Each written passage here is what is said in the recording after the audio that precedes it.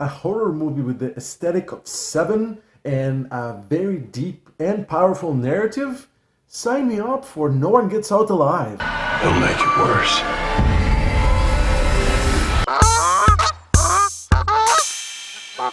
This is a horror flick based on a book from Adam Neville, who you might know for writing The Ritual, directed by Santiago Mengini and starring a beautifully amazing actress from Mexico, Cristina Rodlo. This is a movie about an illegal Mexican immigrant that comes to Cleveland and is in desperate need of money and a place to live. So she works in a factory and lives in a very shady rundown building. This is basically a haunted building kind of story with an interesting, intricate narrative that ties to myths of the Aztecs and a mysterious stone box. The movie has a fantastic opening that draws you in, and every little minute it's an incremental trip into a very weird, bizarre world where there are ghosts and possibly other supernatural beings that interact with the living in a very weird way through their dreams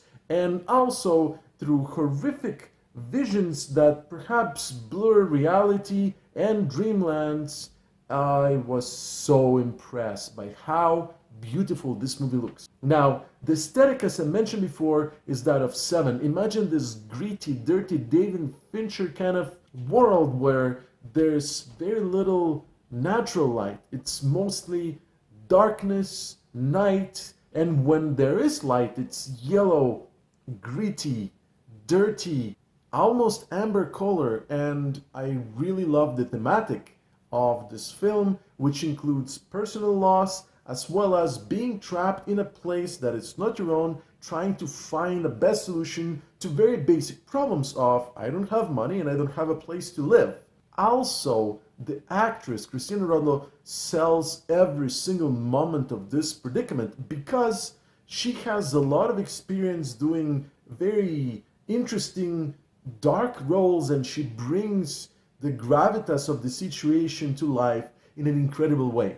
The direction here by Santiago Mengini is just outstanding. There are moments out there that you can see how much he draws from dark, empty spaces, where you see a scene and despite the beautiful performance, your eyes sometimes are drawn to that space. The space where something could be lurking, where you're expecting something to come out, where the ghosts could be appearing, and it works very effectively for this type of movie that definitely plays with your attention, with your ability to grasp certain details. And my God, there's so many cool details here, not only drawn from mythology from the Aztecs, but also from very subtle CG, where you can see a few butterflies and moths here and there, where you can see a shadow turn into somebody, where there's a bright glow that turns into something else. And I really enjoyed that aspect. I strongly suggest you watch this movie on your own.